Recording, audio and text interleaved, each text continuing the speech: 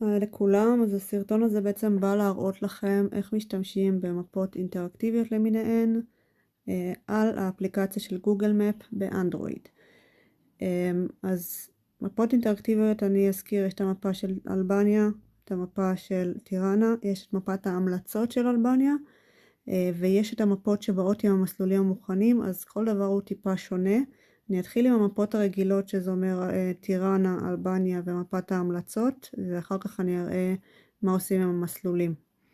אז כרגע ספציפית פתוחה לי מפת ההמלצות על האפליקציה של הגוגל מפ. אם אני רוצה לסגור אותה, או אם היא נסגרה לי, בסדר? זה נכון גם למפות מהסוג האחר. אז לחצתי פה על U למטה, גללתי למטה עד שהגעתי למפס, אוקיי? יש לי פה את כל המפות השונות, כמובן לכם לא יהיה כל כך הרבה דברים של אלבניה, אבל יהיה לכם דברים אחרים שלכם אולי, ואני רוצה לסגור את המפת המלצות, אני לוחצת על זה, view map legend ו-close, אוקיי? עכשיו, אם אני רוצה, רק שתראו שזה יצא, היא לא מופיעה יותר, רק רשימות מסוימות מופיעות לי, כן? אני רוצה עכשיו, יצאתם בטעות, אתם רוצים להיכנס מחדש, maps, מוצאים את המפה הרלוונטית כאן, הפעם ניכנס למפת אלבניה, וזהו, כל הדברים מופיעים על גבי המפה.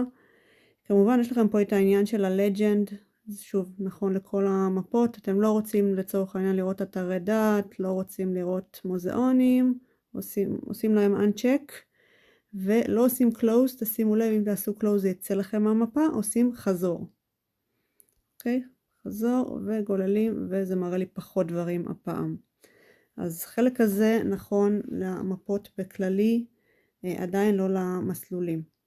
עכשיו, אם אתם עם מפה של מסלול, עכשיו אני הולכת למפס שוב, כדי לפתוח את אחת המפות של המסלולים, אני אקח משהו שהוא עם הרבה ימים, כמו 10 ימים. אוקיי, ועכשיו מה ששונה פה, זה בעצם העניין של המסלולי נסיעה. אז די דומה לדברים האחרים, כאן כל האתרים הם בשכבה אחת, לא לפי קטגוריות, והימים הם לפי שכבות.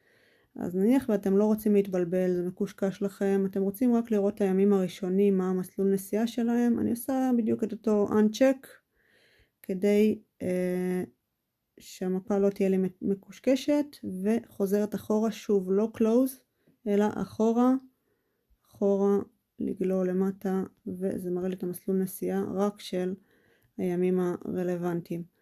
אז שוב זה נכון לכל אחת מהמפות שתשתמשו בהן, זה לא משנה איזה מסלול יש לכם, הרעיון הוא אותו רעיון. אני רוצה שתכירו את זה גם למקרה וזה מציק לכם בעצם, זה מקושקש לכם על האפליקציה, אז אתם יכולים להיכנס ולעשות close, וגם שבדרך שהראיתי לכם תוכלו להיכנס אם זה במקרה יצא, כי גם זה קורה.